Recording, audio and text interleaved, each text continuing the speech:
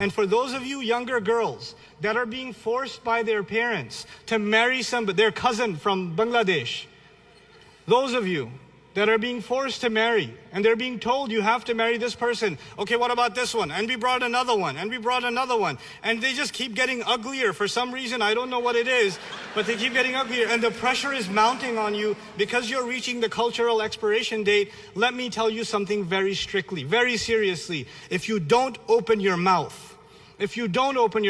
and clearly say, this is not how I want to live. This is not going to be the next 50 years of my life. This is not what I want to do. If you don't open your mouth and say, I shouldn't say anything, my parents won't understand. No, families will not resolve issues until you openly talk. I'm not talking about yelling and screaming, but you have to be open and clear and let your parents know this is not how it's going to go. It's not disrespectful. And parents, please listen to this.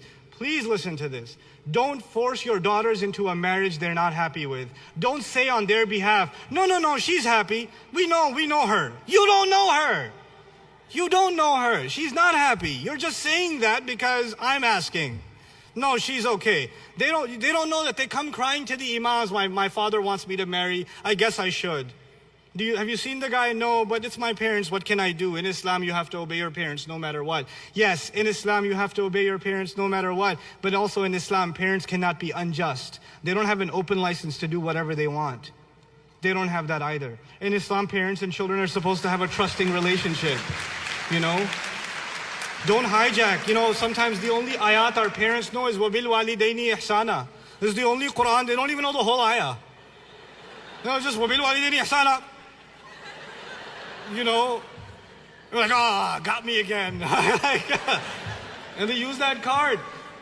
Look, our Deen emphasizes the rights of parents more than any other religion known to man.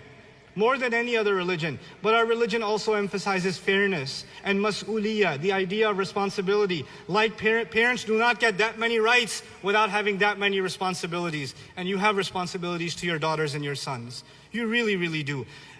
Your homework assignment after this lecture, you know what it is? An open, honest, brave conversation with your parents about when you think you should be married, why you think you should be married, what kind of person you think you should marry. And parents, don't flip out. For the young men, can you become men? For God's sake. Listen. If you're like in your 20s, and every time you have a break, every time you have time off from school or a weekend off, you're spending it behind a screen with a PlayStation 3 or a 4 or an Xbox or whatever else, then you're not a man yet. Go, first of all, get a job even while you're in high school and college. I don't care. Get a job. It'll turn you into a man. It'll make you ready for marriage. Just because you find girls pretty doesn't mean you're ready to get married.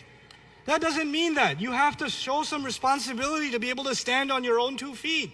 And parents of teenage children, if you're not pushing your children to do work, you're like, Alhamdulillah, I can afford it. I'm a doctor, I'm an engineer, I'm a business owner. I can afford it. My children don't have to work. Yes, they do, because it's part of their education. I don't care if you're like changing tires at a car shop, at a mechanic shop. I don't care if you're lawn mowing, but do work. It will give you respect for money. It gives you respect and responsibility. It prepares you for life. I made a case to my parents when I was 20 years old. I'm Pakistani. You know that's suicide, right? I made a case to my parents when I was 20 that I want to get married. But you know what? I had been working 40 hours a week since I was 16 in New York City.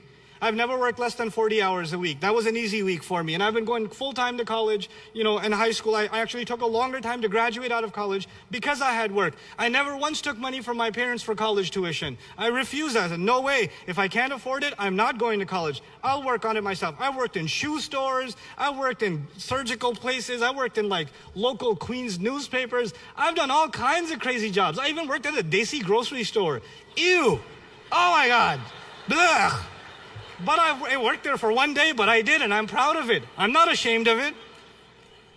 But you know why I'm telling you this? I'm telling you this because there's no shame in working. It's part of what makes you who you are.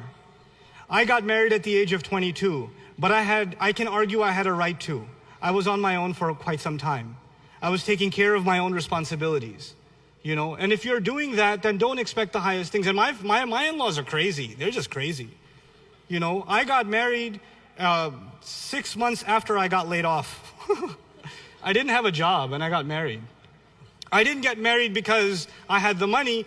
I got married because my in-laws felt that I was good for it. That was it. I could prove myself to them. That's all it was there. So look for that in a son. Look for that in the boys.